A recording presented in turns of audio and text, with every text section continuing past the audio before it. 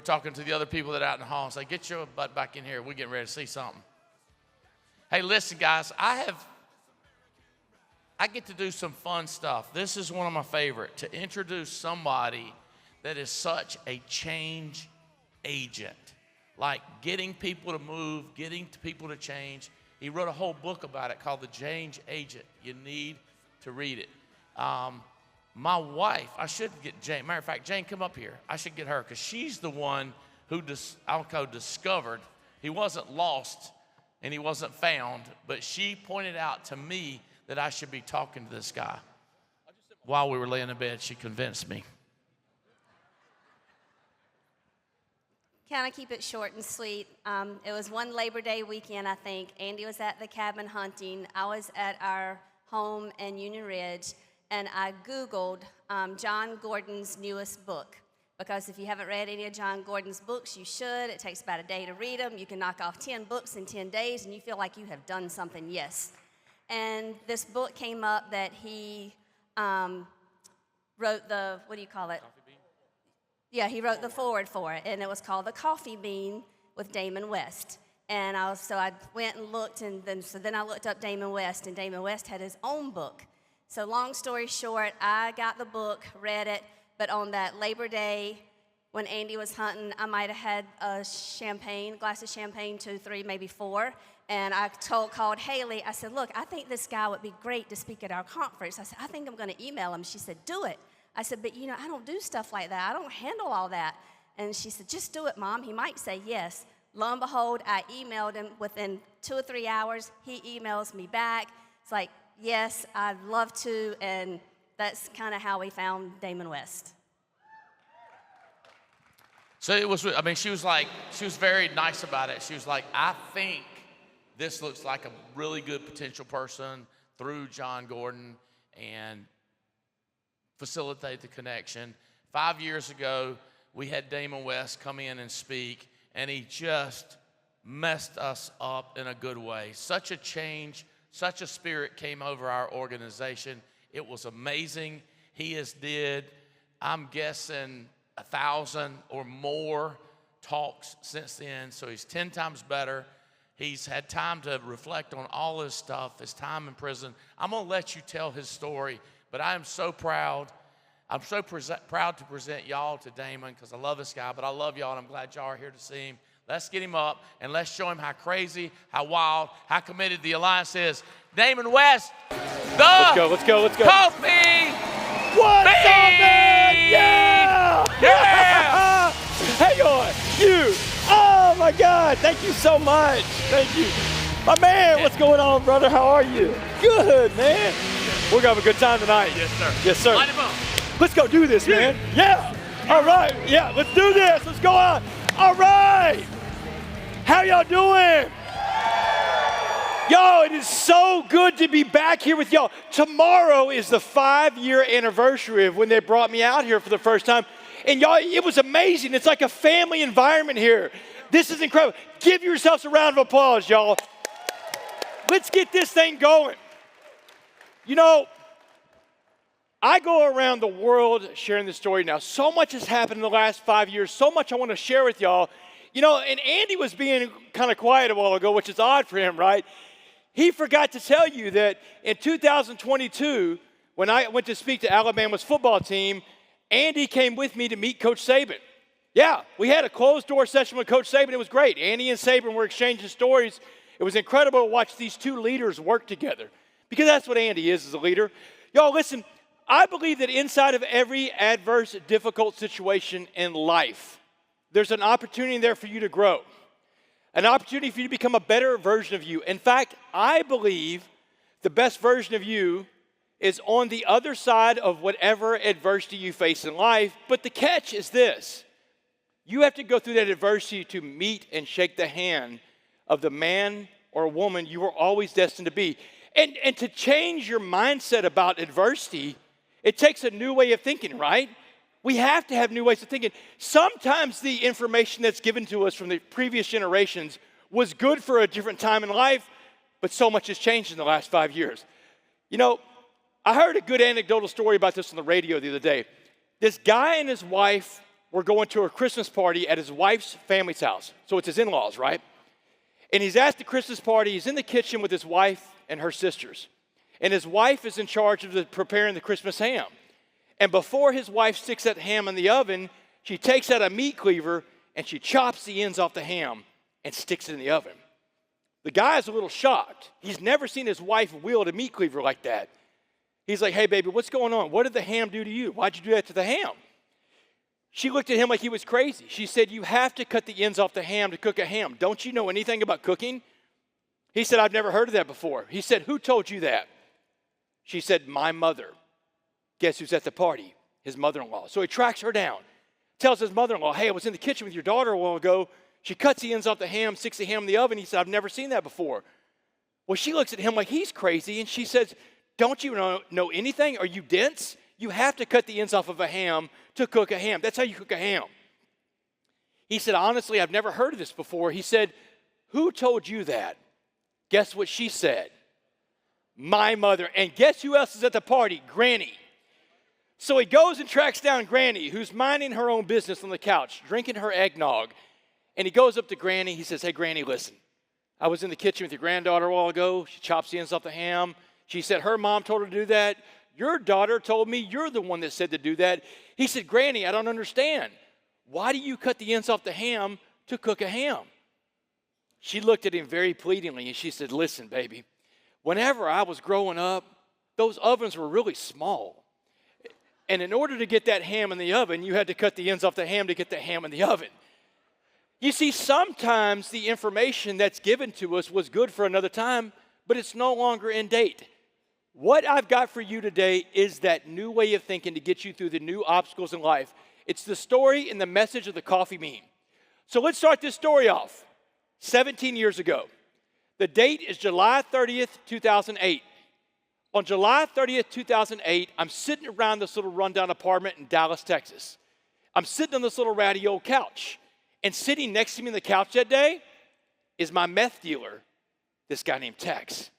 You see, 17 years ago, I'm not the clean-cut, polished-looking guy you see in front of you.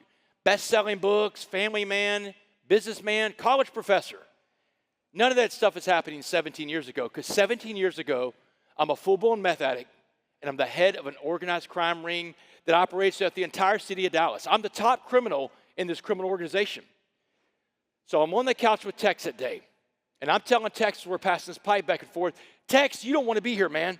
The cops are closing in on me. The end is near. 10 days before this guy that I was doing all these burglaries with in Dallas, this guy named Dustin. Dustin was my partner in crime. He was my right-hand man. Dustin knew everything about our criminal enterprise, and Dustin was in the custody of the Dallas Police Department. They had picked him up 10 days before in a stolen car. So they've got my partner in crime in custody, which means it's only a matter of time before they have me in custody, because here's the truth about crime. Everybody talks. Everybody talks, y'all. And just as I pass that pipe back to Tex, the window on my right blows out and shatters. And then tumbling across the living room floor was a little canister going end over end, and it's smoking on one side. I've seen that movie before. I know what this canister is going to do. And I lock eyes with this thing, and I try to get out of the living room as fast as I could. Too late. Boom! This flashbang grenade blows up in my face. Bright white light, loud noise, blows me back on the couch. And when I came to, when I can see and hear again, there's a cop standing over me in full SWAT riot gear. His boot is on my chest. The barrel of an assault rifle is digging into my eye socket. His finger is on the trigger. And he is screaming at the top of his lungs, don't move, don't move. Man, I looked at the barrel of that gun and I was like, don't worry, right? You've got a gun in my eye. So the cops, the Dallas SWAT team, they flood into my apartment. And one of them screams out loud, we got him. We got the uptown burglar. The uptown burglar. Y'all, that's a name I'll live with for the rest of my life. About a dozen other meth addicts and myself. Young and old, male and female, black and white, and everything in between, because drugs and addiction do not discriminate. But we indiscriminately and without reservation broke into the homes of dozens and dozens of people in the uptown neighborhood of Dallas and beyond to feed our insatiable meth habits. But on July 30th, 2008, the Uptown Burglary crime spree comes to an end because they've got their man. They've got the mastermind of the entire thing, zip tied on the floor of a dirty old apartment. They took me to Dallas County Jail. They processed me in, fingerprints, mugshot. They throw me in a holding cell, and they set my bond at $1.4 million. This was the biggest bond in Dallas County at the time. To give you some context for this, there's 9,000 people in Dallas County Jail right now. One of the biggest jails in America is sitting a few miles away from here. 9,000 people. It's like a city inside this place. No one else at the time, not murderers, not child molesters, not rapists, had bonds that high. And my crimes aren't like those crimes, y'all. My crimes are property crimes. No one was ever home during the burglaries. Never saw my victims in person. They never saw me. No one got physically hurt. No weapons were used. These are property crimes around drugs.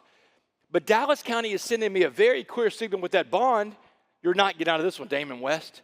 We're going to take you to a very public trial and make an example out of you. And boy, did they ever. My trial took place 10 months after my arrest. 10 months, y'all. If they can get you in a courtroom in 10 months, well, that's called the rocket docket. That means they want you in a courtroom, and it means you're in serious trouble. May 18th, 2009. I'm standing in front of a jury in Dallas. And the jury, these 12 men and women in this trial, they have just sat through a 6-day trial. And y'all, 6 days for a trial for crimes where no one got hurt, it means the evidence of my guilt is overwhelming. They got me dead to rights. I'm guilty of everything. And the crime that I'm standing trial for, this isn't a burglary case anymore. This is the highest level case they can bring against you. This is organized crime. This is RICO. And I'm the boss of the whole thing. And at the end of that long 6-day RICO trial, the jury goes to deliberate for 10 minutes. Yeah, I don't know how much Law and Order you watch, but if a jury's gone for 10 minutes, it means they smoked you. Man, they brought me back in the courtroom. The judge read my sentence out loud. He said, Damon Joseph West, you are hereby sentenced to 65 years in the Texas Department of Criminal Justice. Y'all, 65 years in the state of Texas, well, that's a life sentence in the state of Texas. The jury gave me life that day. Now, you're probably wondering, if this guy got a life sentence, what's he doing standing in front of us today, right? I escaped. I'm just kidding. This is Texas too, man. People are packing in Texas. Do not make a fugitive arrest. I am joking. They let me out the front door one day, y'all. It's the story I'm going to tell you about how I did it, right? I did 7 years and 3 months in a maximum security level 5 penitentiary. That's the highest security level there is. Maximum security level 5 penitentiary in Beaumont, Texas, called the Mark Stiles Unit. Stiles in Beaumont, it's one of the toughest prisons in Texas, y'all. It's one of the toughest prisons in America. And I can tell you a lot with some authority about tough prisons in America because since I got out of prison 10 years ago, I went back to school. I went and got a master's degree in criminal justice, and I have become a professor at the University of Houston. Yeah. Thank you. Wait till you hear the class that I was teaching at University of Houston. This has all happened since the last time I talked to y'all. Man, when I got my master's degree in criminal justice, University of Houston hired me to teach a class. I taught a class called Prisons in America. How about that for flipping that script a little bit, right? I became the only professor on the planet to teach a prisons class who lived in a prison. So I know about prison, and Stiles is as hard as it gets. So I was doing my time at Stiles. It's 2015 at this point in the story. By 2015, I've become a model inmate inside the prison. I've become a coffee bean. And I was working the chapel as a chapel clerk. I'll never forget that day.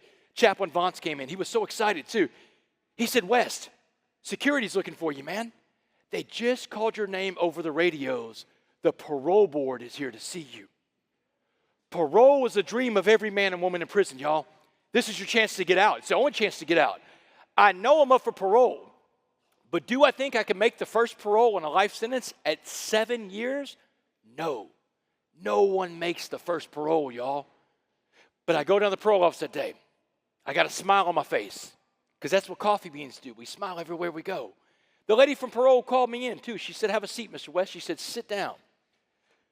So I sat down in front of this lady from Parole. She's got my criminal file in front of her. It's about this thick, y'all. They call it your jacket. Your jacket has everything about you. It's your whole life story. It's every arrest. It's every felony inside this jacket. She's flipping through the pages of my jacket for about 20 seconds. And then she slammed that big file shut, and she pushed it away. She said, Mr. West, I came here today to ask you one question for your parole hearing. She said, this will be a one-question test, Mr. West, and the answer to my question determines whether or not you go home or you stay in this prison. But the answer to my question is not in the file about the guy I'm reading about who committed all those crimes in Dallas all those years ago. She said, we don't get to see a lot of people like you in the criminal justice system because you had it all. You had every advantage, every privilege, every opportunity over everybody else your entire life. She said, you're the definition of a privileged person in America. She read the file right, too, y'all. I had it all. I grew up in this little southeast Texas town called Port Arthur. I got some PA people over there. It sounds like, yeah. Port Arthur is down where Louisiana, Texas touch on the Gulf Coast. A little blue-collar town, a little refinery town. I came from a great family, y'all. Two-parent home. My mom and my dad were married for 55 years. I was a good student growing up, but I was a great athlete. God blessed me with a cannon for a right arm. And in Texas, we got this little thing you may have heard about called high school football. Friday Night Lights, y'all. That's right, the Friday Night Lights, y'all. And y'all, let me tell you something. I grew up under those lights, and it was intoxicating. I was a 3-year starting quarterback for a 5A school, biggest division we had. Scholarship to play football at the University of North Texas. Division I college football. By the time I'm 20, I'm the starting quarterback on a Division I team. And man, my head is this big at this point, y'all. I thought I had arrived. But life has a way of giving us these days I call fork in the road days. Everybody knows what the fork in the road is. Those are the days you get knocked down hard. You get up, you dust yourself off, make a choice. You either make the right choice and go the right way, or the wrong choice and go the wrong direction. My fork in the road happened on September 21st, 1996. We were playing Texas A&M that day. Beautiful Saturday in College Station, y'all. I'm 20, driving my team down the field against the Aggies. Third play of the game, I go down with a career and an injury. Never play college football again. And when I get up to this fork in the road in life, and football is gone, my identity was gone too. I wrapped my identity up into being a football player. And I was lost, and I made a lot of wrong turns. This is where the drugs come in. The cocaine, the ecstasy, the pills. I was a functional addict, though. I graduate college in 99. Move off to Washington, D.C. I work in the United States Congress. Then I worked for a guy running for president of the United States. 2004, I moved back to Dallas, right here in Dallas, to be a stockbroker for one of the biggest Wall Street banks in the world, UBS, United Bank of Switzerland. And it was at that job as a broker in 2004 that my life and the lives of so many other innocent people would forever be changed. Let me take you back to that day in 2004. I was passed out of sleep at work. This other stockbroker comes in. He sees me sleeping. He wakes me up. He's visibly shaken. He's like, Damon, wake up, man. He said, you can't sleep on this job. The markets are open. You're messing with people's money. They'll fire you if they catch you sleeping here. He said, come on down the parking garage. I've got something that can pick you up. Yeah, so I follow this guy in the parking garage that day. We get into his nice little sports car. He hands me this glass pipe with these crystal rocks in it. Now, I've never seen a glass pipe before at this point. I'm like, man, what is that? He said, Damon, just relax. It's crystal meth. He said, you're going to love this stuff. Truer words have never been spoken. It's the most evil, most destructive, most addictive drug ever created by man. Made in a lab, made to get you hooked. I smoked it one time, instantly hooked just like that. And I couldn't give away everything fast enough for that drug. Because that's what addicts do. We give things away. An addict will give up their goals to meet their behaviors. That's the very definition of addiction. Someone who gives up goals to meet behaviors has an addiction issue. And think about this. It doesn't have to be drugs or alcohol to be addicted to, does it? This could be food, money, clothing, shopping, sex, gambling, pornography, the internet, Instagram, social media. If you give up your goals to meet your behaviors, you've got addiction issues. I know this because I gave away my job, my home, my car, my savings account, my family, my tethering to God. In 18 months, I go from working on Wall Street to living on the streets of Dallas, Texas. Now I'm homeless, y'all. living in dope houses, sleeping in cars. I become a criminal at this point to fund my addiction. And it was petty crimes at first. Shoplifting, breaking into cars, breaking into storage units. Then it escalates to a very serious crime called home burglary. Y'all, when I broke into my victims' homes, I didn't just steal property from my victims. I stole something way more valuable from my victims. I stole something from my victims they cannot replace. That's their sense of security. And I can't change it for my victims. I can't fix it for my victims. I can't even apologize to my victims. The state of Texas has told me it is a felony to apologize to the victim of a crime. They will send you back to prison in Texas if you make an apology. So my victims will live with that for the rest of their lives.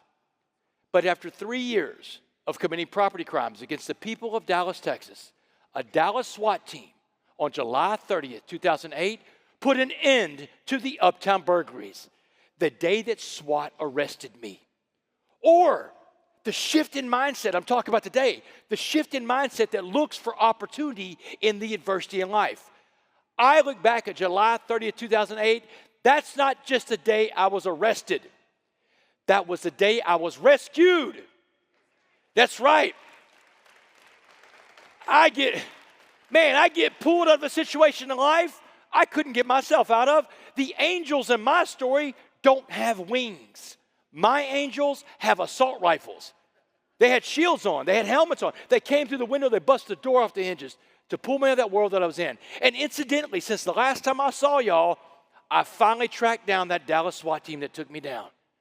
I went and met with them last year. I went and thanked them for saving my life, something they said no one's ever done. Yeah.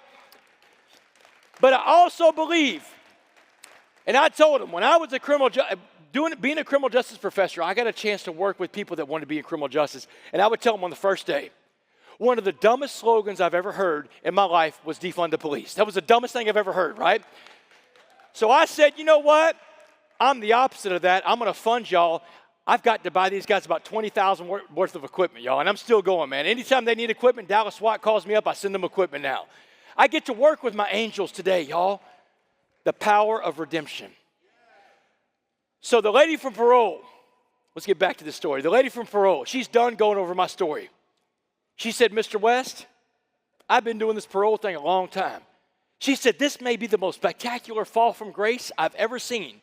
To go from where you are in life to having a life sentence in prison, that's astonishing because you had it all, but you threw it all away. You became a drug addict, you became a criminal, you became a thief. A jury in Dallas gave you life in prison for the things that you did.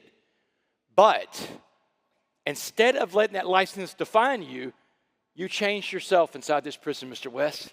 She said there's no doubt about the change you made to yourself. But what got our attention, the reason why we're here today, is you didn't just change yourself inside this prison, you changed the entire prison around you. One man changed our prison. So my question for you is this, Mr. West, and think very hard about this answer because your life depends on it.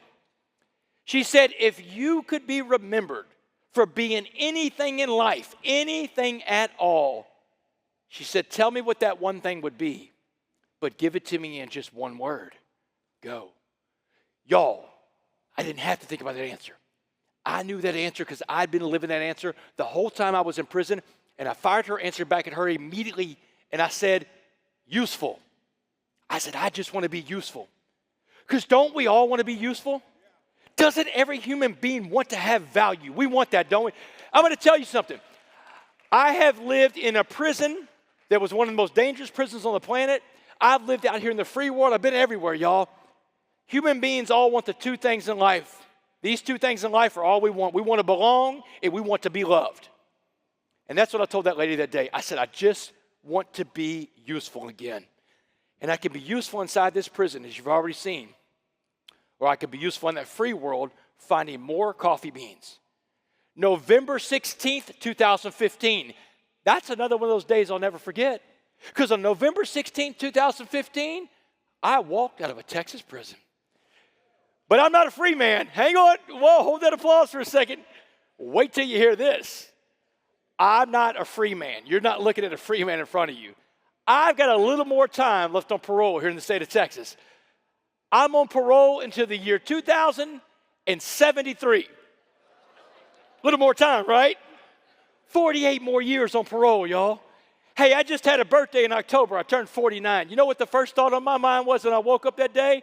Halfway there. This is great. I'm not worried about going back to prison, y'all, because I'm a coffee bean. So let me tell you the story of the coffee bean and where I heard this from for the first time. Let's go back to that day I was sentenced to life in prison, May 18th, 2009. The judge reads the sentence out loud. Immediately, the sheriff is on me, the bailiff is on me, they're handcuffed me, they're getting me out of there. It happens fast, just like you see in the movies. I locked eyes with my mom the way out. I'm like, Mom, I'm sorry. Man, they whisked me out of there. They put me in this little side room. They got a bulletproof glass. They told me to wait. A few minutes later, my mom and my dad are escorted in on the other side of the glass. They're going to give my parents one last visit with me before I go to prison. They feel sorry for my parents because I just got life.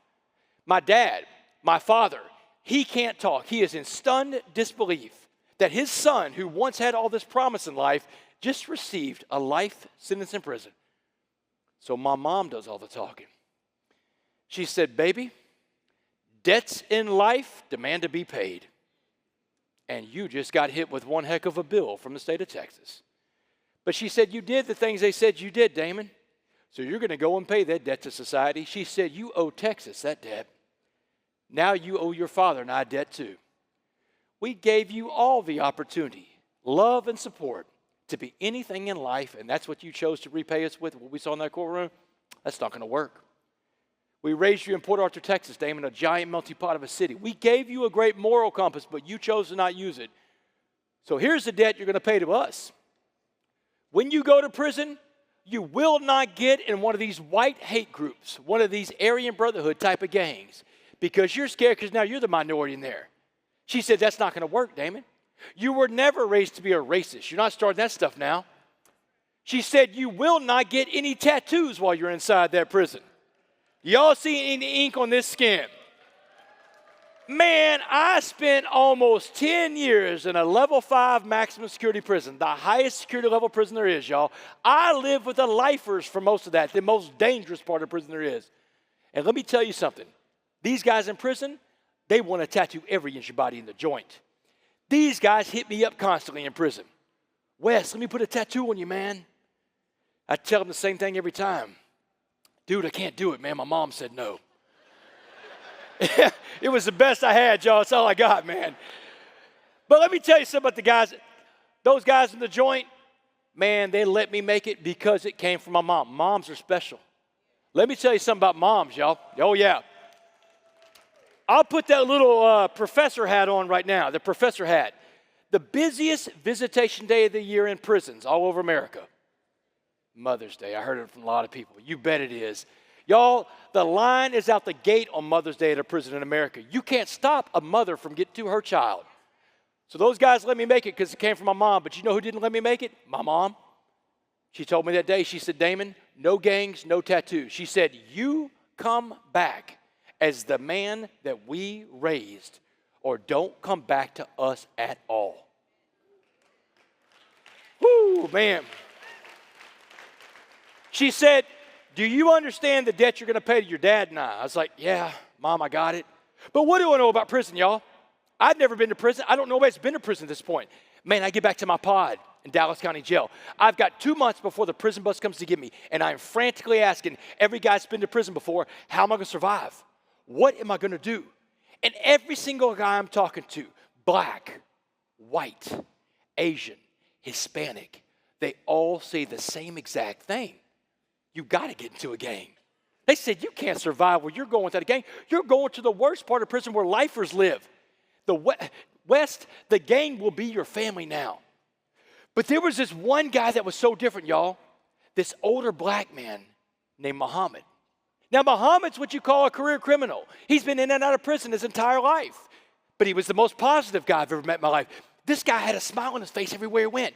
You couldn't knock the smile from Muhammad's face. And every morning, he comes to my cell, to my bunk, and he picks me up like a ray of sunshine in that dark place with his positive energy. So one morning, Muhammad comes up to my bunk. He's got a cup of coffee in his hands. He had a smile on his face. He said, Wes, I've been watching you, man. I've been watching how you're dealing with these knuckleheads and these dummies talking about you got to get into a gang. He said, man, don't listen to these fools. You want to keep the promise you made to your mom and your dad? Well, let me tell you what prison's really going to be like. He said the first thing you need to understand about prison is all about race. Race runs the entire institution inside of a prison. All the races want it that way too. Everybody breaks off in their own racial group inside of a prison. He says, so what I'm telling you is this. When you walk in the door, the white gangs get the first dibs on you. The Aryan Brotherhood, the Aryan Circle, the White Knights, the Woods. He said, you fight all the white gangs first. If you survive the white gangs, now you're fighting the black gangs. And the white gangs will send the black gangs after you. The Crips, the Bloods, the Gangster Disciples. They're going to be happy to tee off on this independent white guy that won't get with his own race and his own kind where he belongs. He said, but if you survive all that, and you can survive all that, you will earn the right to walk alone. He said the strongest man in prison always walks alone. He told me the truth about fighting. He said, you don't have to win all your fights, but you do have to fight all your fights. Some days you win, some days you lose. He said, just get back up. Get back up. That's what he's telling me, y'all. Get back up. But y'all, when he's telling me this back in 2009, I'm looking back at this guy like a deer in headlights. All this violence and terror I'm about to walk into. That's what he's like, Wes. He said, let me break this down for you a different way. He said, I want you to imagine prison as a pot of boiling water. He said, anything we put into a pot of boiling water will be changed by the heat and the pressure inside this pot. He said, I'm going to put 3 things in this pot of boiling water and watch how they change. A carrot, an egg, and a coffee bean. Here's where I first heard the story of the coffee bean, ladies and gentlemen. The summer of 2009 in a jail cell in Dallas County Jail. Exactly 10 years before John Gordon and I write that best-selling book in 2019 called The Coffee Bean. So he said, first things first, Wes. If I put a carrot in that pot of boiling water, he said, what happened to the carrot? Yeah, I'm like, the carrot's going to turn soft, Muhammad. He said, that's right, West. He said, but the carrot goes in the water really hard and firm. But the water, the prison, turns the hard carrot soft and mushy and weak. You don't want to be a carrot. He said, what about the egg, West? What happens to the egg in the pot of boiling water? I'm like, the egg is going to turn hard, Muhammad, like a hard-boiled egg. He said, that's right, West. He said, the egg has a shell that will protect it physically on the outside. He said, but inside that shell, that soft liquid core, that yolk, that heart became hardened. He said, now, if your heart becomes hardened, you become incapable of giving or receiving love.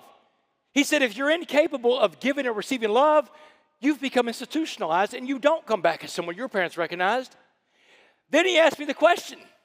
He said, what about the coffee bean, West? He said, what happened to the coffee bean in the pot of boiling water? And y'all, I didn't have an answer, Muhammad, on that one. I didn't know what happened to a coffee bean in a pot of boiling water.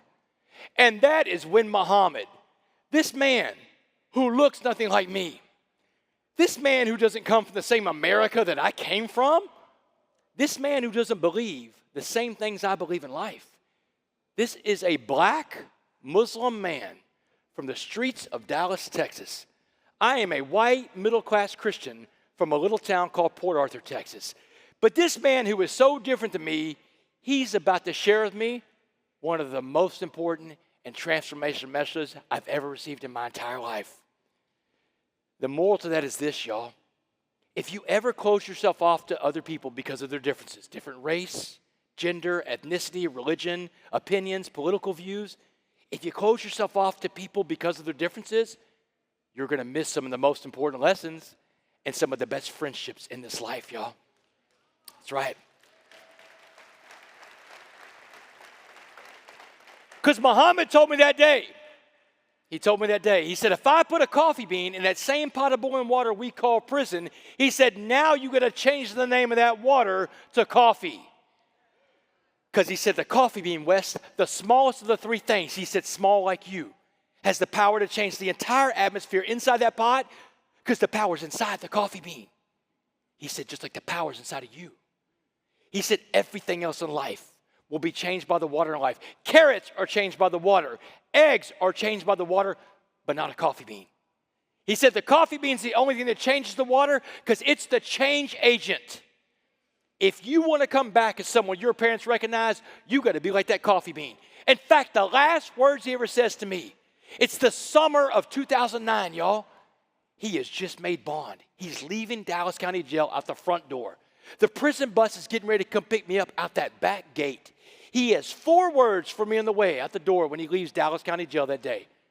As he walks away from his bunk, he turns around and he says, hey, West, be a coffee bean. Be a coffee bean, y'all. Those were the 4 words that changed my life. Because you know what those 4 words did for me? Put the power back inside of me. And if the power's inside me, it can't be in the world around me. The criminal justice system, the guards, the other inmates, no, it's in me. It was the ultimate message I'd ever heard, that our world is created from the inside out, not the outside in. And I knew if I could find a way to keep that power inside me, I don't survive that prison experience. I thrive in that prison experience. I'm telling y'all this today because I want you to know the power's inside each and every one of you. It's not what goes on around you in the state you come from. The crazy politics and social problems our country has right now, it's in you. And if you keep the power inside of you, you don't survive adversity. You thrive in adversity. I know this for a fact because I took the coffee bean message to the biggest pot of boiling water there is, a level 5 maximum security prison right here in the state of Texas. All right, y'all want the prison stories now? I know, people love prison stories. I got prison stories to tell you too. It's all good. Don't feel bad if you want prison stories. Y'all listen, don't feel bad. My mom and my dad were the world's worst. Let me tell you about my parents when I got out of prison that day. So it's just like you see in the movies, y'all. The day you're leaving prison, they dress you out in some free world clothes. You got your few possessions in your hand, and a couple of guards will walk you up to the very front gate, the big gate, man. And all of a sudden that big gate opens up, and you step outside, they close it behind you, and you're standing in the free world again. I found my parents' car in the parking lot. I ran to it. We're hugging, we're crying. Man, they threw me in the car, and they drove me home. Now, I say home because I lived in my parents' spare bedroom for the first 2 years I got out of prison. And let me tell you something. I was grateful to have my parents' spare bedroom because there's a lot of people get out of prison and don't have a home, do they? But let me really paint this picture for you. I'm 40 years old. I just got out of prison. I'm on parole for the rest of my life. I got a job making just above minimum wage, and I live in my parents' spare bedroom. Which way you ladies swiping on that guy on Tinder, huh? That's a tough dating profile, isn't it? I was not on the dating apps. Not with that profile, y'all. No way. So, man, that first night home from prison, I'm in my room. My room, y'all, I don't have a prison cell anymore. I put my little room together, and my mom screams at me from the living room, Damon, get in here and watch some TV right now. Get in here. And I dropped what I was doing. I ran to the living room, and I stood in front of the TV, and she's watching Locked Up. And 60 days in, I'm like, Mom, what are you watching? She said, Damon, I've been watching Locked Up the whole time. You were locked up. She said, watch it with me. Tell me what's going on in this crazy show. So I did, man. It's my mom, right? So I would sit down and watch it with her, tell her what's going on. My dad's not getting out of this one, y'all. My dad was a sports writer for 50 years. He was a sports junkie. Everything in his life was sports. That second night home from prison, we are sitting on the couch watching Sports Center. He hits mute. He leans into me. He said, Damon, while you were locked up, I've recorded every prison movie that's ever come on TV. He was so excited, too. He said, I got them all in my little box. He called his DVR's box. I got every movie in my box over there. He said, so what we're going to do is we're going to watch all these prison movies, and you're going to tell me who got it right. We're going to do one movie a night. Do you have time for that? I said, Dad, I got a lot of time, man. Let's go. So that first night, we watched his favorite prison movie, Cool Hand Luke. That's right, man. I knew you'd like that one, Andy. Then we watched every single movie that's ever been made. And let me tell you something. My dad got them all. He recorded every movie. And I'll tell you, after seeing every prison movie, there's one movie about prison that did get it right. Shawshank Redemption. Y'all ever seen Shawshank? Man, one of the best movies ever, isn't it? It's one of those movies, if I'm scrolling through the channels and Shawshank's on, I'll stop watching a football game and watch Shawshank. I'm convinced that whoever consulted on the movie Shawshank had done a little time before. Because you know what they got right about prison? Prison is a hopeless place. That's why prisons get so dangerous, y'all. When you have a void of hope, negativity, evil, darkness fills the void. And you don't have to live in a world called prison to have no hope, do you? There's a lot of places that have no hope.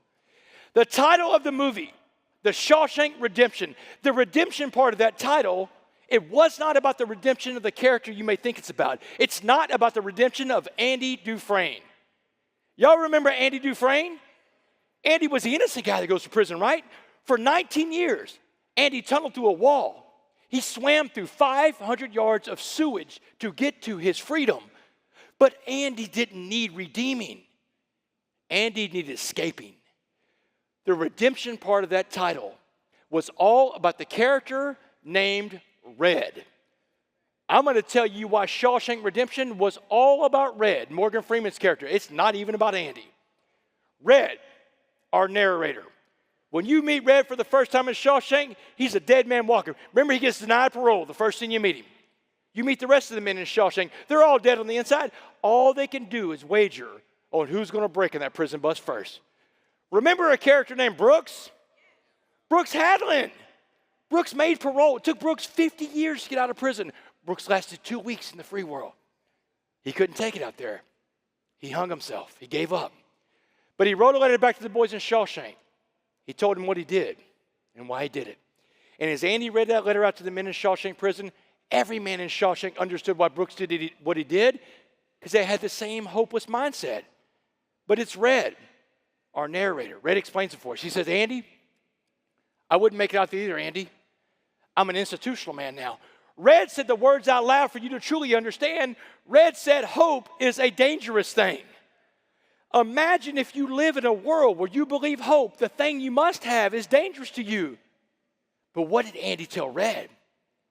Andy said, you get busy living or you get busy dying. Remember when Red finally gets out? 40 years later, Red makes parole. We don't know if Red's going to make it though, do we? He walks by that pawn shop, sees the guns in the window.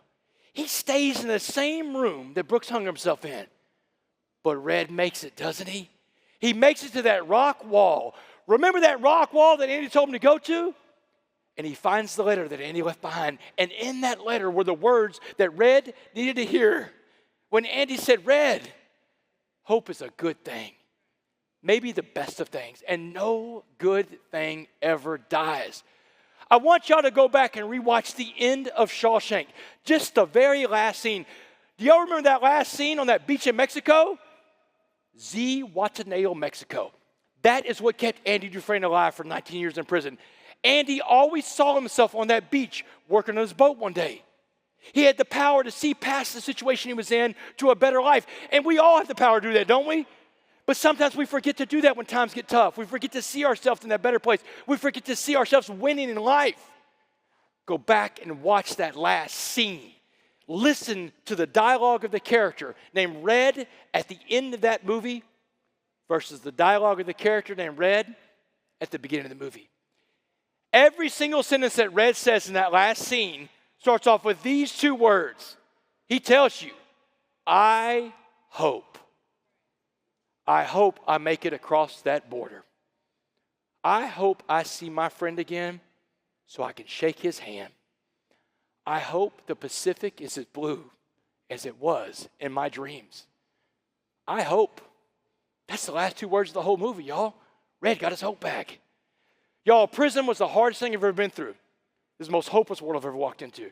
From the minute I walked in the Styles Unit prison, it was rocking and rolling from day one. And let me tell you, when I mean rocking and rolling, I'm in the prison for the first 20 minutes. I'm in a fight with the guy from the Aryan Brotherhood. Guy beats me from one side of the day room to the other. I showed up, I fought, and I lost. And that's what fighting looked like for me. It was a bloodbath the first 2 months. I probably got in 3 dozen fights the first 2 months and lost 75% of those fights, y'all. I got my butt kicked all over that prison. But do you know what I won? I won all the fights because I showed up to my fights. Because Muhammad said, you don't have to win those fights. You just got to fight those fights. Y'all, the same is true in life. No one's counting your wins and losses. No one even knows that number but you. But do you know what everybody's watching to see? Your family, your team, your coworkers, your country. They want to see if you're going to get back up when adversity hits. You want to win? Get up. You get knocked down 8 times, get up 9. Y'all, It took me 2 weeks to get to the white gangs. After that, it was the black gangs. Just like Muhammad said, everything was like Muhammad said, man. 6 weeks into prison, I get up on a Monday morning. I'm this close to being that broken man from Shawshank. All my hope is almost gone. The violence, the terror is just too much. That Monday morning, 6 weeks in, still fighting the black gangs, I get up and I make a decision to use the only thing I haven't used to earn my respect in prison. That's my athletic ability. Now, y'all, God blessed me to be a tremendous athlete in life. I was a Division I starting quarterback at 20 years old. I'm a baller. But that rec yard where you play sports, it's the most intimidating place I've ever seen because it was the most segregated place I've ever seen. Every sport on the rec yard is segregated by the color of your skin. It was like going back in time, y'all. Let me walk you through the rec yard, give you a visual. You go out to the rec yard, there's a sand volleyball court. Sand volleyball, that was for the whites and Hispanics. Handball, those big handball walls, all the races can play handball, but if you want to play doubles in a game of handball, your doubles partner has to be the same skin color as you. You can't mix the races. The weight stack, just like you see in prison movies, y'all. Everybody in prison wants to push that iron, and all the races can lift weights. But if you want someone to spot you, someone to work out with you, your partner, your spotter, has to be the same skin color as you. You couldn't even sit down in the chow hall and eat a meal at a table with people from a different race. Race was everything, and every race wanted it that way. That Monday morning, 6 weeks in, I face my fears. I go out to that rec yard. I pass up all those other sports I just told you about, and I went straight to the basketball court. Now, who do y'all think runs the basketball court? The blacks, the brothers, they run it, and no white boys look like me are allowed in that court. But do you know why I chose to go play basketball? Why I chose to go play sports that Monday morning? To earn my respect? Because I know that in America, sports is the great uniter. Sports is the one thing that brings us Americans together like nothing else can. Not even religion brings us together like sports. Sports is the melting pot, y'all. That's it. It's where it all goes down in the game of sports, y'all. Here's what I'm thinking as I go to the rec yard. Before there was Martin Luther King Jr., there was a guy named Jackie Robinson. Before you integrated lunch counters in the South, you integrated locker rooms. I knew sports would do it for me, y'all. And that Monday morning, I bet on myself. I go out there, I get myself in a game of basketball, and y'all, I got it way over my head. They let me play some basketball, all right, but it wasn't 5-on-5. It's 9-on-1, y'all. But it doesn't matter. I keep showing up every day, a little bit better, a little stronger. I learned 2 things about adversity that week on the rec yard I'll never forget. And here's what I know to be true about adversity. Adversity is never as bad as you think it's going to be. And you are always capable of way more than you think you are.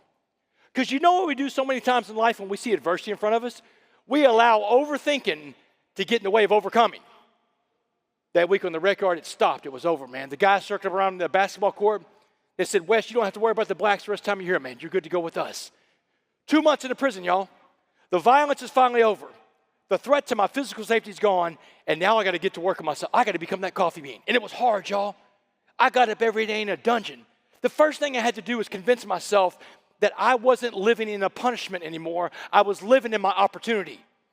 Prison was an opportunity for me, an opportunity to work on myself 24 hours a day, 7 days a week, to become the best version of myself possible. I got up every day in that dungeon, y'all. Days became weeks. Weeks became months. Months became years. But I cracked the code on how to be a coffee bean. And that's what I want to give each and every one of y'all today. How I did it. Because you know what I know? If I could do it in there, you can do it out here. Let's go. First rule about being a coffee bean. Have positive body language everywhere you go. Y'all smile. Your smiles are so powerful. When people see you smile, they smile back. It's a chain reaction of positive energy with the expression on your face. The lady from Parole asked me this very question. She said, Mr. West, you changed this whole prison around you. She said, how do you think you did that? I said, I did that with my smile.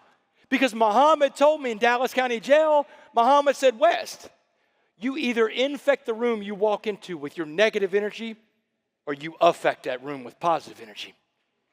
He said, everybody in life puts out energy, negative or positive. And whatever kind of energy you put out, you attract back. The law of attraction. Let me tell you something else I know. In life, you got to create relationships. Relationships are everything, aren't they? Especially what you do for a living. Relationships are everything. You're going to sit across from people you want to build a relationship with. Sometimes those people in front of you have preset bias against someone that does what you do. Maybe it's someone that once wore the Alliance logo, but they're gone because they weren't even a good person anymore. Maybe it's just someone else that works in your industry. Doesn't matter. The person in front of you has preset bias. You've got to start a relationship from a place of less than zero. It's got to be done. I know a little bit about this, y'all. I'm an ex-con. You think people were dying to bring their ex-con to talk to their companies back in the day? You know how hard it was to get to this room today? Everybody I came in contact with had a preset bias against an ex-con, but I proved that building a relationship on positivity was the way to go. It's the way to go for you too. Second rule about being a coffee bean, work out in yourself every day in 3 areas: spiritually, mentally, physically. Every day, make the time to work out your mind, your body, and your soul. Because here's the truth about life. You can't give what you don't have. If you don't take care of yourself, you can't take care of anybody else.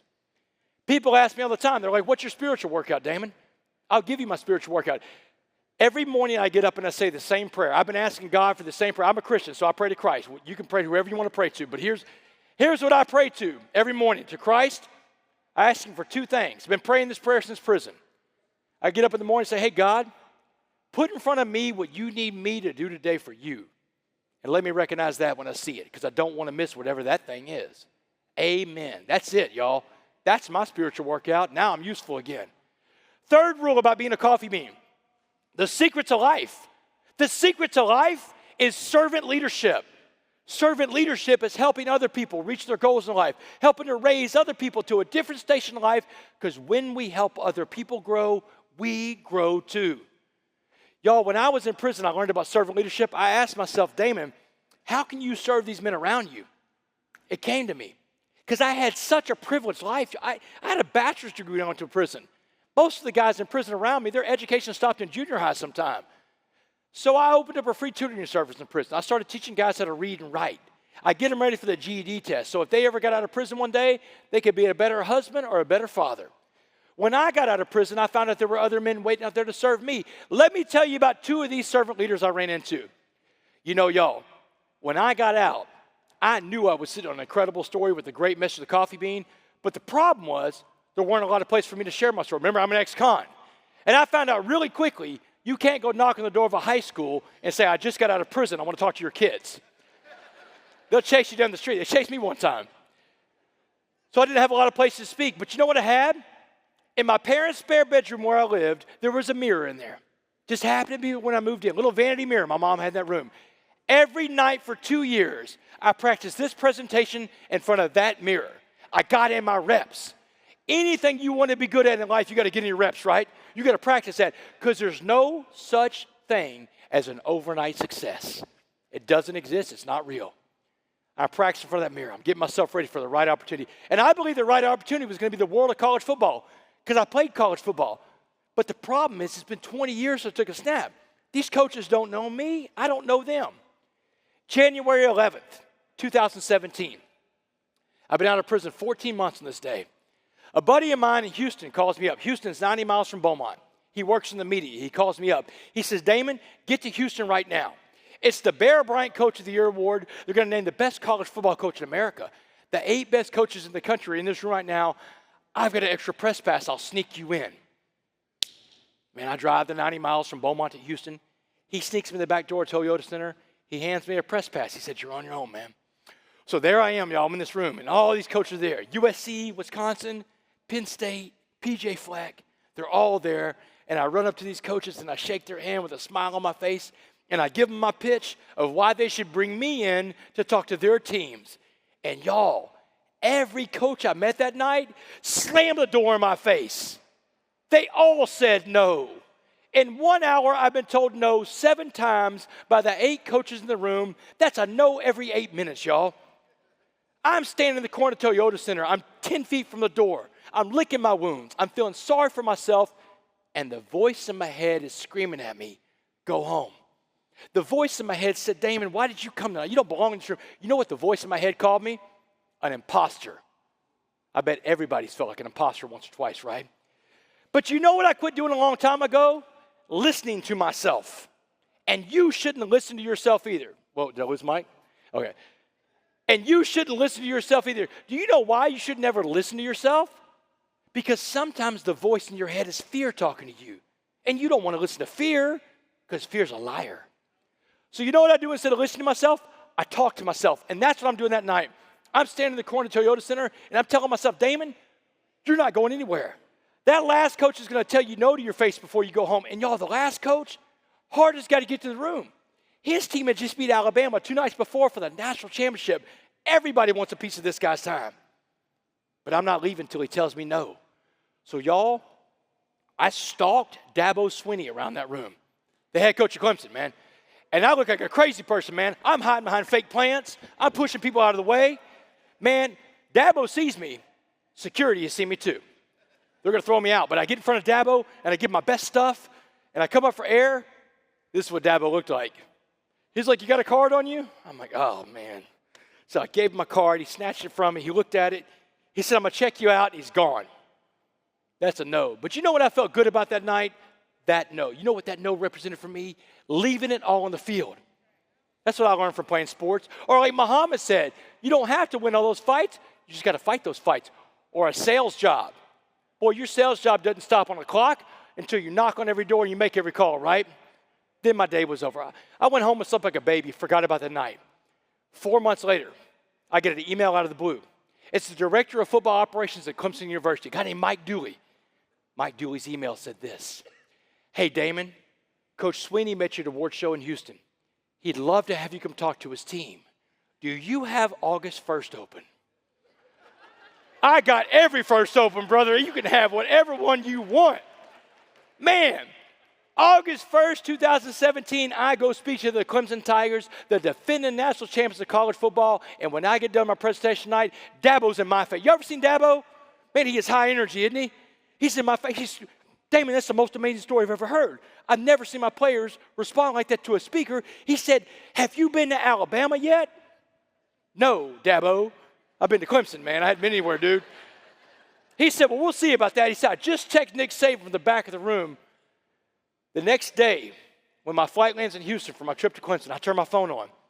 There's a voicemail and a text message from the director of football operations at the University of Alabama, the Whale, y'all. The biggest program in America with the best coach to ever do it. Here's what the voicemail said. Hey, Damon, Dabo called Coach Saban last night. Coach Saban can't wait to hear your story, man. He said, how does August 21st, 7:30 p.m. work for your calendar? My calendar? Pretty good, man. Like, I don't even have a calendar at that point, man. Just like that, y'all. Dabo Swinney kicks open the biggest door to college football, and Dabo didn't stop there. He became the client that turned the whole Rolodex over to me. That's the client you want, right? Kirby Smart calls me, Lincoln Riley, Chip Kelly, Lane Kiffin, Ryan Day. Just won a national championship the other day, Ryan Day. They all call my phone. The dream is real, man. I'm living in these rooms. But the biggest event hadn't happened yet. I hadn't met that second servant leader. It was August of 2018, 1 year after that first presentation at Clemson. I get a phone call out of the blue that day. On the other end of my phone is a guy named John Gordon. John Gordon, the energy bus guy. One of the biggest motivational speakers and authors in America is on my phone. I'm like, John, I know who you are. How do you know who I am? He said, Dabo Swinney. He said, I just got done speaking to Clemson's team today, Damon. Dabo brought me in the office for 30 minutes to tell me your whole story. John said, Damon, the world needs the coffee bean message, Damon. Let's deliver this message to the world. He said, will you write a book with me? We'll call it The Coffee Bean. Y'all, in the summer of 2019, 6 months before I spoke here for the first time, that book, The Coffee Bean, comes out, takes the world by storm. And I say the world, y'all. 4 to 6 weeks, it's at the top of every bestseller list. It gets a global publishing deal attached to it. Y'all, global publishing deals are rare. That's when your book goes in every language in the world. It starts popping up in Chinese, Spanish, Arabic, French, Italian, German, Vietnamese, Korean. It's all over the planet, just in time for the year 2020. Y'all remember what happened in 2020, right? A global pandemic hit. The entire world becomes a pot of boiling water, and the entire world is searching for the right message, and guess where so many people landed? The coffee bean guy. My life went from this to this, y'all. Since the year 2021, I've been on the road probably 20 to 25 days of every month sharing this story all over the world. But it all goes back to that one night in Houston, Texas. Remember January 11th, 2017? That night that I had 7 no's in the first hour. I'm 10 feet from the door. And everything in my body is telling me to walk out the door, because what are the odds that he's going to be the yes? Dabble's going to be yes. But if I listen to the voice of fear and doubt in my head and I walk out that door that night, we're not having this conversation today. And the world doesn't have the coffee bean message. So what I'm telling you is this: in your life, you don't quit when things get tough. You don't quit when things get hard. You don't throw in the towel. You don't not try. You don't not ask your questions in life. The only question you know the answer to in life is the one you do not ask. That answer is no every time, because you didn't ask your question. Wayne Gretzky said it best. You miss 100% of the shots that you do not take. You go take your shots in this life. And the last rule about being a coffee bean is that your past does not define you.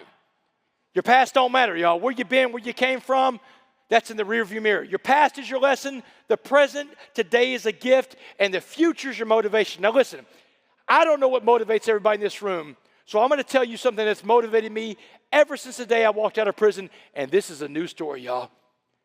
The thing that's motivated me ever since I walked out of prison, finding my friend Muhammad. Anybody wonder what happened to Muhammad? Everybody wants to know, man. Where's Muhammad at? He's going to walk out the back there?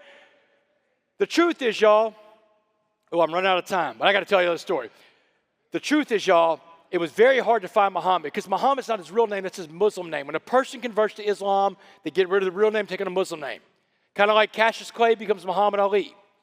So I go back to Dallas County Jail. I said, I'm trying to find my friend Muhammad. Mr. West, we can't find your friend with a Muslim name. We need a real name or birth date. We need vital information, which I don't have. So I had to hope that one day Muhammad finds me. Here's how he finally found me. 3 years ago, I got a letter from an inmate in the Texas Department of Criminal Justice. Y'all, I get a lot of inmate mail. Men and women all over this American prison system write me letters every month. Do you know who I am to every man and woman in prison? Hope. I am hope. I am Andy Dufresne to them, and I love my role as Andy, y'all. I write them all back. But this letter was different, y'all. There's no return address in this letter, but there's one sentence. The one sentence says this: find James Lynn Baker, and you find Muhammad. 7 years I waited on this school. I go to Dallas. I get with my lawyer. We get a private investigator. First thing we find, his criminal record. Matched everything he told me. Had him in jail in 2009 when I was there. So I know this is my friend. All we got to do now is find his current address.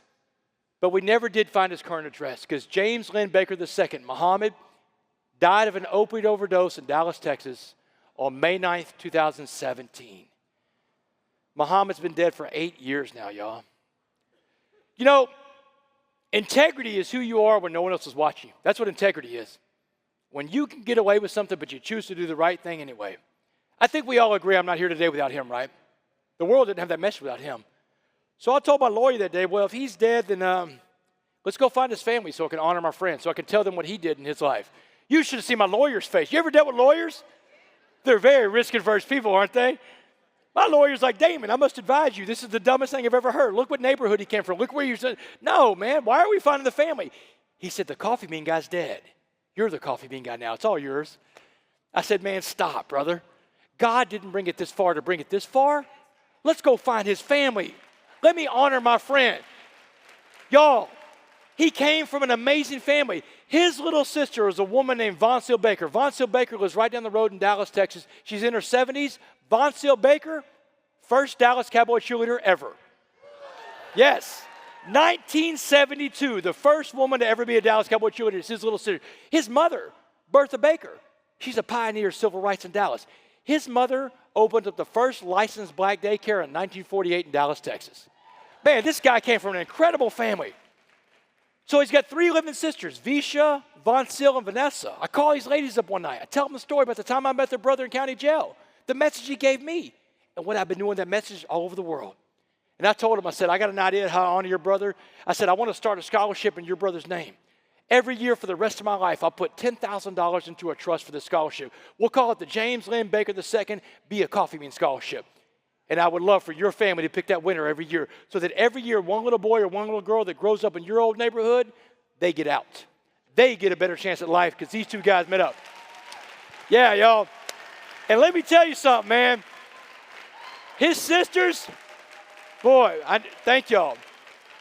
His sisters took me up on it, y'all. Let me tell you something. They've been picking some winners, too. Let me tell you one of the winners they picked at the scholarship. This little girl named Megan. Megan's mother's a school teacher. Her dad is a disabled veteran. Right now, Megan is sitting in classes at Texas A&M. Megan's going to be an engineer one day, y'all. Yes. I finally found Muhammad. It took 7 years to find my friend. It took 7 no's that night in Houston to get to the one yes I needed with Dabo Swinney. It took 7 years to walk out of a maximum security prison. Some of your goals in life are going to take you longer than others. Don't you quit. Don't you give up before it happens. So, y'all, we're going to wrap this thing up with a call to action. But before we do, take out your phones real quick, please. Take out that QR code up there. I want y'all to snap a picture of this QR code. I'm not selling you anything. I'm giving you something. On that QR code is a link for the book that I just wrote that's coming out. And I just sent it to Jane. I sent her the copy of it. That book is coming out this summer. It's called 6 Dimes and a Nickel. Sign up for the list on that book. I'm going to put you on the launch team for this book. 6 Dimes and a Nickel is my memoir of everything that's going on in life. I couldn't cover everything in 1 hour, y'all. This book has it all the life lessons. It'll be the biggest business leadership book that comes out this summer. Sign up for the list on 6 Dimes and a Nickel. And let's wrap this up, y'all, with a call to action. It's this. Life is a pot of boiling water. You already know it. It's harsh. It's stressful. Life is difficult. You got 3 choices. Be like the carrot that turns soft and mushy and weak. Or the egg that becomes hard and mad and mean and angry. Or you be like that coffee bean that changes that pot of boiling water into a pot of coffee. So my call to action to each and every one of y'all, same call to action Muhammad gave me 16 years ago when a prison bus pulled up to Dallas County Jail just a few miles away from here and picked me up to serve my life sentence in a Texas maximum security prison. My call to action to you go out there and you go be a coffee bean. Be a coffee bean, Alliance. Thank y'all so much. Thank you. Yes. Thank y'all. Thank you. What's up, man? We did it, man. It's awesome. Great group, man. Great group. Thank y'all. Thank you so much. Thank you. Thank you. Man, thank y'all. Y'all are amazing. Thank you so much. Thank you. Tia's rules. So, can I sign those? Oh, I can sign these? You can sign these. You don't mind me signing books, Andy? I want you signing books. Okay. I'll sign. Hopefully you guys already have a copy of Coffee Bean. The link was for his new book. This book is amazing. I love the way he writes, The Change Agent. But the first thing I really want to say is, man, congratulations. Thanks, Andy. Good job. Man, thanks, brother. Thank you. Really, really, really. Did I improve any over 5 years? You were really, really good before. And I think you're better. That's what we want to get, just, better. You know, here's what I know and what my leaders down front know is it ain't been easy, and you've had struggles that we're not aware of. Yeah. And you've had some breaks. What you did in the past caused the breaks.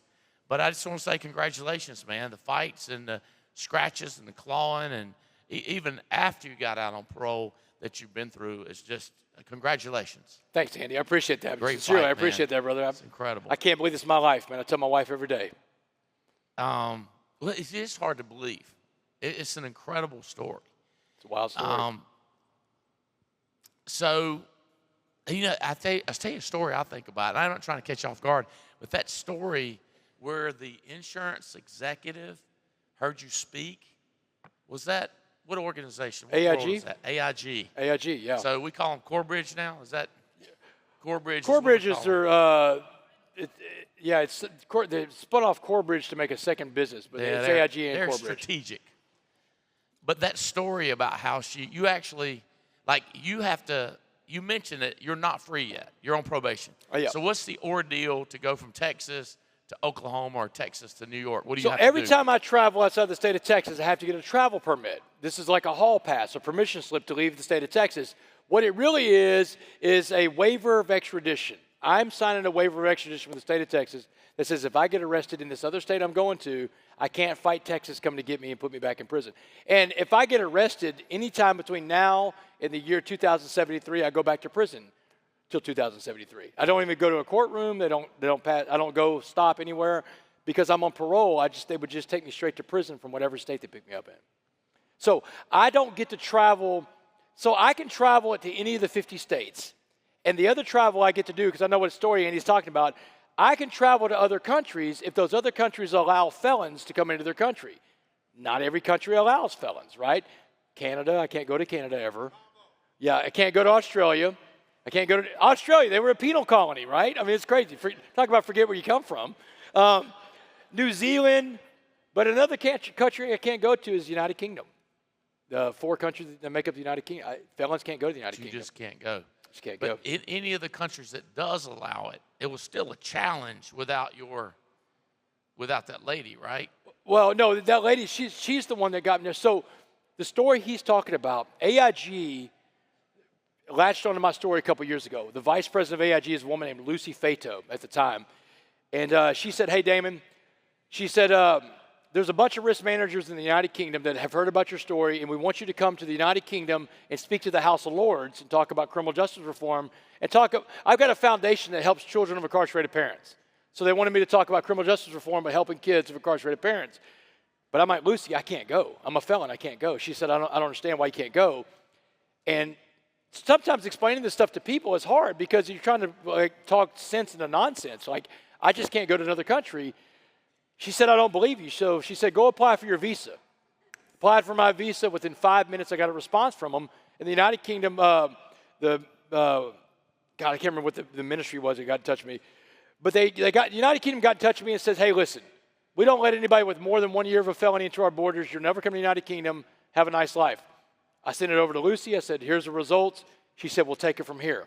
A month later, the UK Home Office gets in touch with me, the same people that told me no.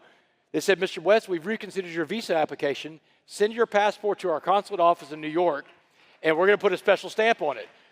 And this was really big, Andy, because when my wife and I got married, the conversation about where we're going to go on our honeymoon, ain't got really she was like, I want to go to this place. I'm like, I can't do that. I want to go to that place, and I can't do that. We went to Mexico because we exchanged felons with Mexico pretty frequently, right? Yeah, we're good. Yeah, we're cool. so we're cool. I knew that would get a laugh. But we went to Mexico because felons go to Mexico. But Lucy made it possible for me to go to the United Kingdom, and y'all, I got 7 days in the year 2022. This is after I spoke to y'all. I got to go to the United Kingdom for 7 days, but more importantly, I got to take my wife and my stepdaughter.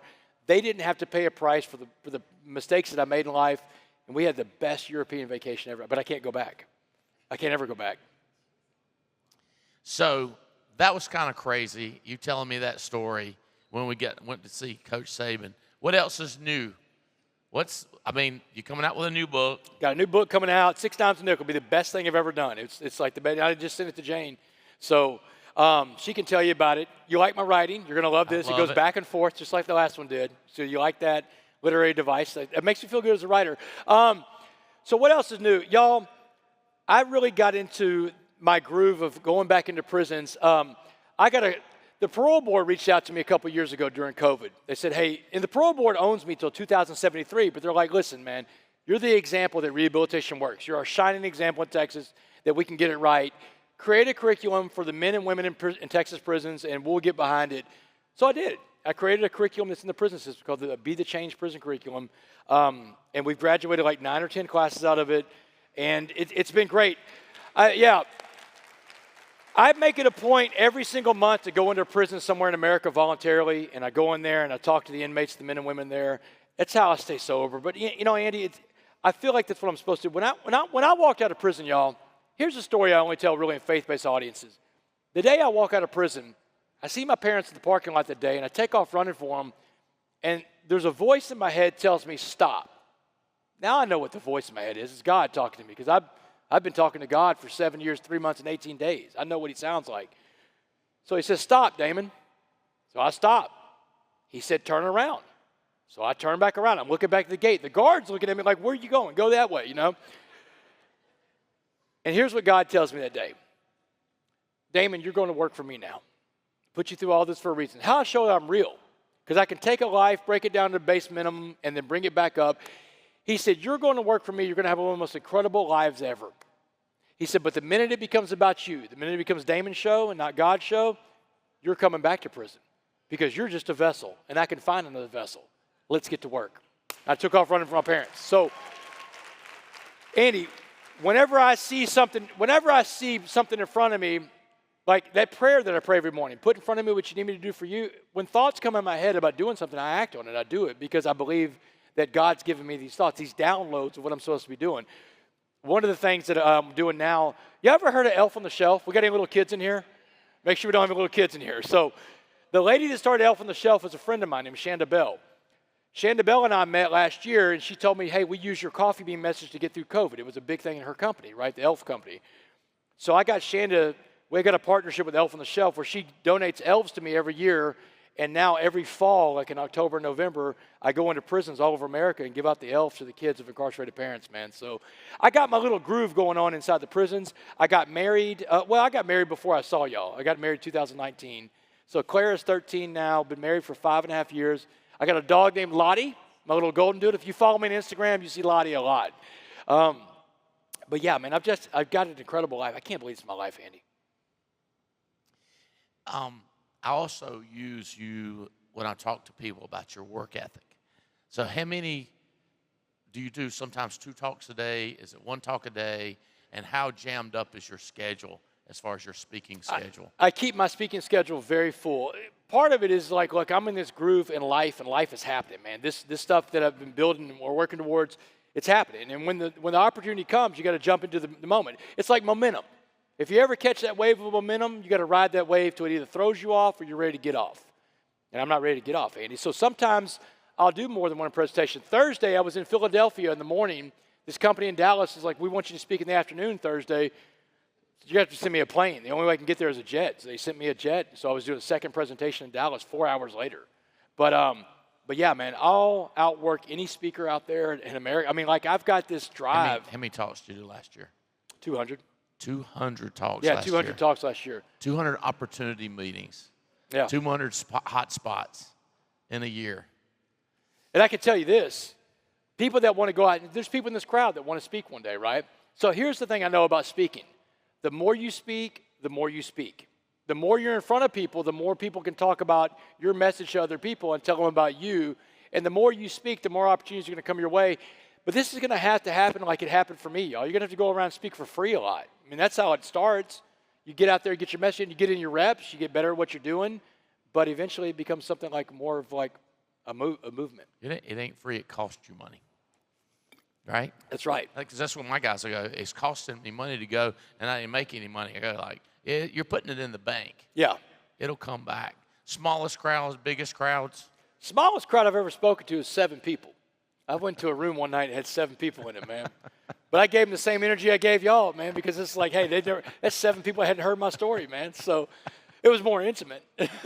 Biggest crowd, 20,000. So, I mean. 20,000. Yeah, so. Nice. I pinch myself all the time, man. I can't believe it's my life, brother. So we're going to do the same thing here. If a couple people have questions, right here, we'll vet your questions. Noel, you're in charge of vetting their questions. But I want to talk about your faith. And, I mean, obviously you were raised, like, incredible church, trained. Yeah. And then how'd you get off track, and how important was it to get back on track? Yeah, so my faith is the biggest element in my story, right? Because, I mean, I believe everybody has to believe in something. I choose to believe in Christ. I'm a Christian. But everybody needs that higher power element in their life. I can't tell you what to believe in, but I'm going to tell you something. My higher power is Christ. And so I work a 12-step program recovery. So as an addict, I found out that addicts need a program recovery. Every addict, Andy, has to have a program recovery. And there's addicts in this crowd. I'm talking to y'all too. And there's not just addicts in this crowd. Everybody in America is touched by addiction, right? One way or another. You're the addict, the friend of an addict, the family member of an addict, the victim of an addict, the taxpayer. Everybody's touched by this stuff. Yeah, your taxes go into criminal justice, right? So Addiction touches everybody in this country. Every addict needs a program of recovery. I work a 12-step program of recovery called AA. I don't speak for AA. I'm not a spokesperson for it, but that's the program of recovery I got in. And what the program of recovery has done for me, it's allowed me to have my faith, and in a parallel lane, I have this program of recovery. Listen, y'all, I run into people all the time. They write me on social media. My family member's got an addiction problem, but they found Christ. They're going to be fine now. I'm like, listen, they may need to find a program of recovery too. Because if all that was required to be sober was to be a Christian, you wouldn't have a bunch of Christian addicts out there, would you, right? Here's how a program of recovery works. I've got my faith in Christ over here. I got my program of recovery. If I have thoughts about drinking or doing drugs, I go talk to my sponsor about that. If I went up to a pastor or a priest somewhere in America and I said, hey, man, I can't shake these thoughts about drinking and doing drugs. I'm afraid I'm going to put back in. What are they going to tell me? Go pray about it. That's what they're trained to do. Go pray about it. Some things need more to prayer, and that's the program recovery. I got to be around other addicts who have been down that road. So my faith and my program recovery work hand in glove, man. Awesome. What's next? What's the game plan? What are we going to do? All right, I got a game plan. I got something for the Alliance. So check this out. I've been looking for a company to partner with to license the Be a Coffee Bean slogan and let them just run with it and have it as their own motto. Wouldn't that work well with y'all? Yeah. I mean, you should license Be a Coffee Bean for me, and that way y'all are the coffee bean company, man. And right. It's great. I mean, I wear my Be a Coffee Bean shirts all over America. Everybody asks me, man, what's that mean, Be a Coffee Bean? Imagine if your agents could go around America with the Be a Coffee Bean company. I love it. Yeah, it's the slogan. It's like just do it, right? Like Nike. It's like go out and do something. Be a coffee bean. What do you think, Andy? I love it. All right, I'm in. All right, I love it. That's my pitch to Andy today. I knew you'd like that. I love it.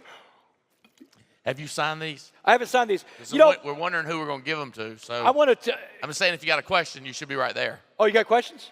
No, you keep going. They're accumulating. So I want to tell y'all a little bit more about, like, in my life, like I'm a recovering addict, and everybody here has dealt with a recovering addict or two, right?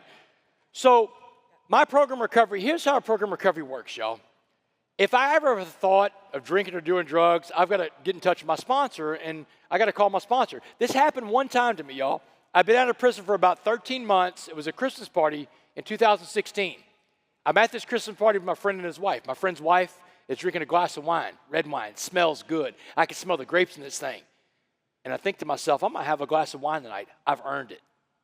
Now, man. Now I'm in trouble. And I realized right then, I'm like, wait a second. If I have a glass of wine, I get a drug test and an alcohol test every month. If I fail one, I go back to prison and finish my life sentence, right? I cannot. Wait, whether you leave the state or not? No, if I take a drug test every single month in Beaumont, Texas. Regardless of whether you leave a state. Regardless of whether or not I leave a state. I take a drug test every month. I signed a substance abuse parole program, and my substance abuse parole package says this: I cannot ever be inside of a bar or a club. And in Texas, the way you tell if it's a bar or a club is we have signs on the door that say 51%. Those are for people with concealed handguns. You can't take a handgun into an establishment that makes 51% of their sales from liquor or beer, right? So any place that's a club and not a restaurant, I can't even walk into. So if it says 51%, you're out. 51. I've never gone into a building that says 51% since I got out of prison.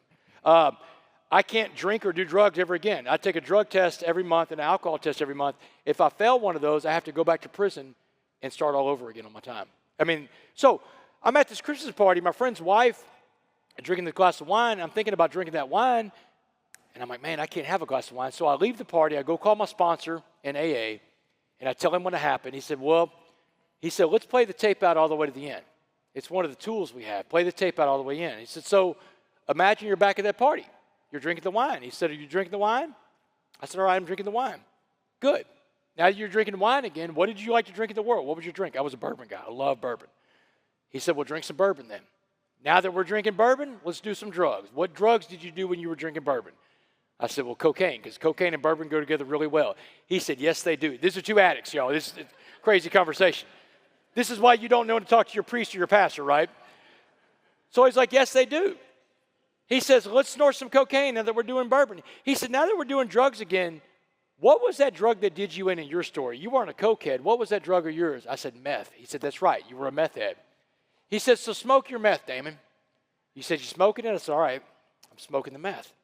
He said, good. He said, now, how's parole going for you now that you're smoking meth again? I'm like, man, I wasn't even thinking about parole. He said, addicts don't think about parole. We don't think about our kids, our families, our jobs, our careers. That's when he said addicts give up their goals to meet their behaviors. That's where I first heard that sentence. He said, what if parole would tell you if you couldn't obey the rules of parole? I said, I got to go back to prison. He said, all right, then where are you now? I said, man, I'm on the prison bus again. I'm chained up to another human being. I've just destroyed my family. I've just destroyed my life again. He said, yes, you have. He said, man, I remember those prison bus rides. The bus rides last for about 10 hours. You drive all over Texas picking people up from county jails before you finally get to prison. He said, you're going to be exhausted by the time you get to prison. You're going to be hungry when you get to prison. He said, I want you to envision yourself. You're back at the Styles Unit. Go put your mattress down. Go put your bags down in your cell. Get to the chow hall for the last meal of the day. He said, what was the worst meal they ever served you in prison? And y'all, without a hesitation, I could tell him, pork noodle casserole. I don't even know what's in. I'll tell you what was in pork noodle casserole. One time, I was in prison eating my pork noodle casserole. I stuck my spoon in, and on my spoon was a hairy pig ear with a yellow tag in it. I got the ear that day. Yeah. That's pork noodle casserole. It's all pieces of pig, right? So he said, pork noodle casserole. He said, go down to the chow hall. I want you to envision yourself in that line. Get you a big bowl. Get an extra scoop of pork noodle casserole. See yourself walking down, sitting down at that metal table in the chow hall. Sit down and eat that bowl of pork noodle casserole and wash it down with that glass of wine you want to have tonight. Because that's where the glass of wine is going to take you, back to that chow hall eating pork noodle casserole. That's the way a program recovery works, y'all. If you know someone that's an addict, that's having issues with addiction, try to funnel them to a 12-step program, because that's what we do. We hold each other accountable and we help each other out. So, playing the tape out. Yeah. Consequences. Consequences. Everything has a consequence. This is a selfish question. I'm gonna. Hey, Noelle, have you got them ranked? Has she got the best question? You got to rank them. I'm gonna sign books for these question people, right? All right, you do that. You listen while you're signing. I ain't trying to be funny, but I don't want to go to jail, and I try to watch out for it. I tell people, I don't mind getting fined or slapped on the hand, but I don't want to do what you did. No. So if I was in your position, I can't imagine how I'd be going like, I don't want to go back. Does it, in other words, like you got to have a strong faith to deal with that worry, or like when I went, like I'm nervous going through security and I ain't done nothing. I mean, I'm looking right. If somebody says something funny, I bet, don't be funny with these people. Yeah. You know what I mean? Do you deal with that? Do you have the anxiety, like when you go through, when you see a cop? Like no. When we were little, we ran. I mean, on TV they show, why you run if you didn't do anything? Because that's what we learned when we was kids. Yeah. Run. No, I don't run anymore. Worry. So here's the deal. Being on parole, another stipulation being on parole, I don't have a lot of rights that everybody else has. You sign away certain constitutional rights. I don't have a Fourth Amendment right to a search and seizure. Anytime a cop pulls me over or comes to my home, they don't have to ask. They can just walk in for the rest of my life, even with my wife home and anything. But here's what I do, y'all, and we'll get to everybody's questions. So don't worry if we're running out of time. I have this prayer that I learned when I was in prison called the Serenity prayer. You ever heard of the Serenity prayer? Beautiful prayer. I got to do this demonstration. So God grant me the serenity to accept the things I cannot change, the courage to change the things I can, and the wisdom to know the difference. So one morning at an AA meeting, the sponsor that brings it in from the free world, the meeting from the free world, he said, today, Damon, we're going to diagram the Serenity prayer. He had a chalkboard behind him. This is going to answer your question, Andy. He has a chalkboard behind him. He draws a line from one side of the chalkboard to the other. He said, that line is God's line, Damon. God's line is bigger than the chalkboard. It's infinitely long, right? It's massive. One horizon universe to the next. He said, God grant me the serenity to accept the things I cannot change. The things you cannot change, he said, are on God's line. Every time you touch them on God's line, you hurt yourself, you hurt other people, because you're not God, and God doesn't need your help doing his job. He said, stay off of God's line. You got your own line. So he goes and erases a little inch out of that God line. He held his fingers up an inch apart for the entire room to see. He said, if God's line's infinitely long, That's your line. You got 1 inch. He said the little 1-inch line was called humility. He said humility is being right-sized. And when we are right-sized, we can be useful to other people. He said the second part of the prayer, the courage to change the things I can. He said the things you can change, Damon, are on your little 1-inch line. And there's 4 things God gives you to control every day in your life. These are the 4 things you have control over. What you think, what you say, what you feel, and what you do. What you think, what you say, what you feel, what you do. He said if it's not one of those 4 things, you have no control over it. He says, so what I'm telling you is the world goes on around you. You can't control the world around you, but you control the world inside you, right? He said the last part of the prayer is the most important part of the whole prayer. The wisdom to know the difference between the big line and your little line. So always in my life, I'm walking around situations, and I ask myself, is that on my line? And if it's not on my line, I walk away. And I'm always asking myself, Damon, if that's on my line, what can I do? So the things I can't control, if I can control my actions, I don't do anything illegal. I have rules that I live by on the road, y'all. I mean, I've got all these different rules. Like, you know, I'm never alone with a woman that's not my wife. It's not like I'm worried about being tempted. I'm not Mike Pence. I just don't want to be in a situation, you know. Yeah, Mike Pence would never be alone with a woman for a different reason. But I don't want to be alone with a woman that's not my wife or that I don't know really well. I'd be alone with Jane. I mean, I know Jane, right? But the reason why is I don't put myself in a situation where I need the benefit of the doubt. Someone's word against mine. If I'm on an elevator and a woman gets on alone with me, I'll get off in the corner. I'll get off the elevator sometimes if I don't feel comfortable, right? I'm never alone around anyone's kid, a minor kid, anything like that. My little stepdaughter's 13 years old. Do you know last year I took her to get a Mother's Day present for her mother? That's the first time I've ever been alone with my stepdaughter.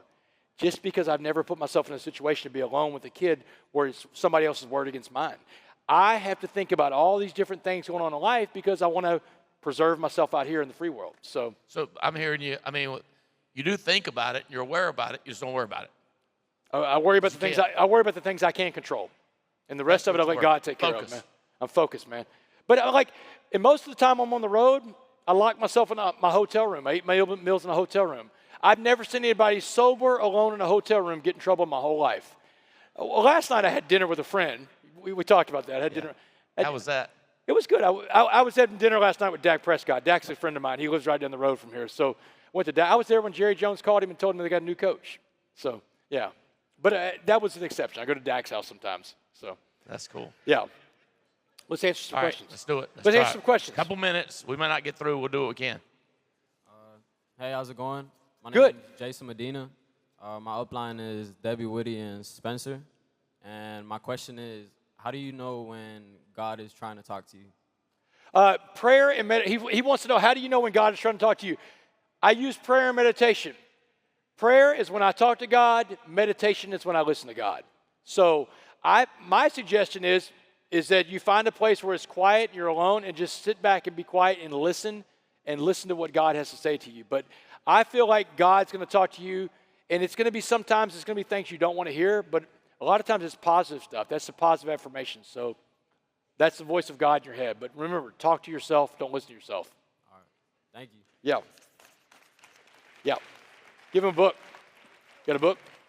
What you got? What's your question, brother? Hey, Damon. My name is Albert, not black. I'm up under Brian Rojas. My question to you is, I want to say thank you, first of all, because I've been in your situation. What was it, all them doors? A little bit more. You've been on your situation. I heard you back earlier, so tell him a little bit. So I've been in prison. I've been in them fights. Cool. Where were you locked up? Right here in Florida. Okay. So I've been through the same things you've been through. I've been through that struggle, them ups and downs, the fights.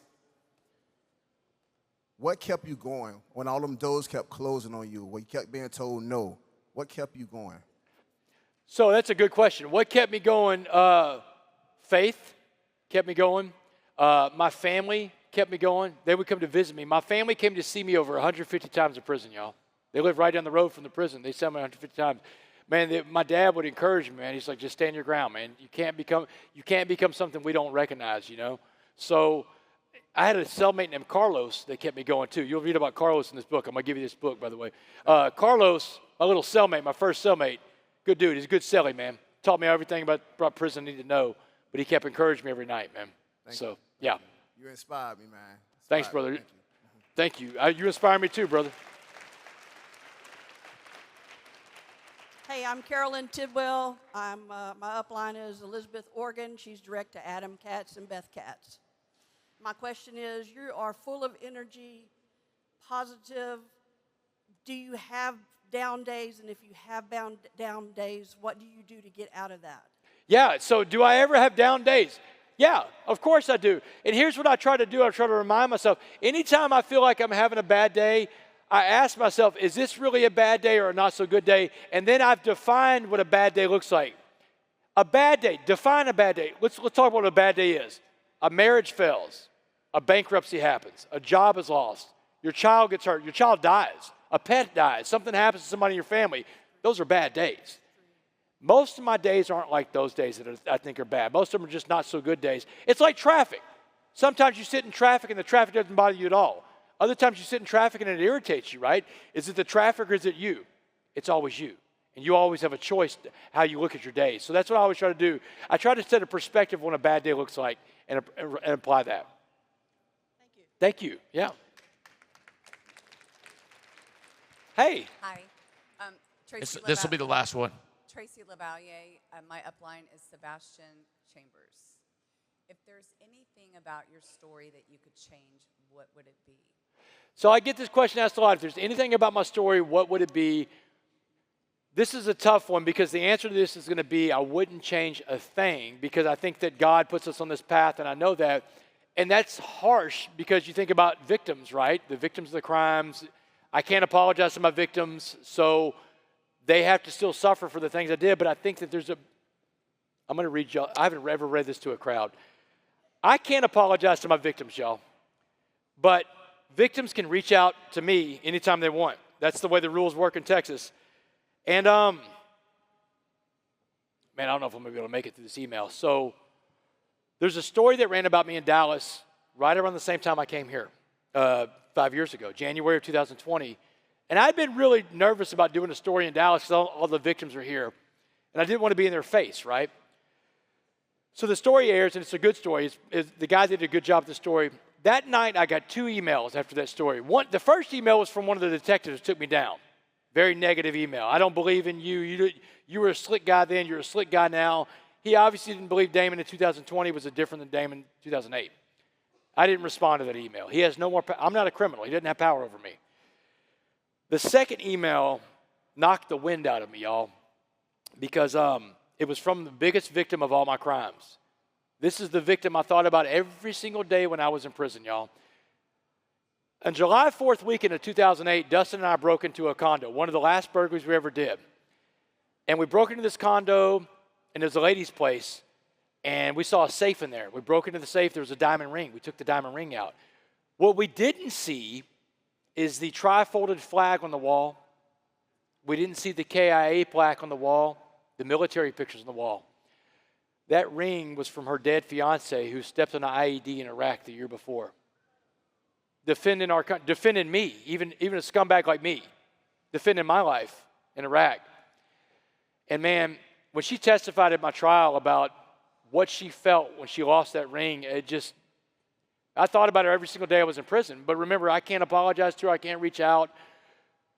So that second email that night that I get, the subject line says, "Damon, I forgive you." I'm like, who is this?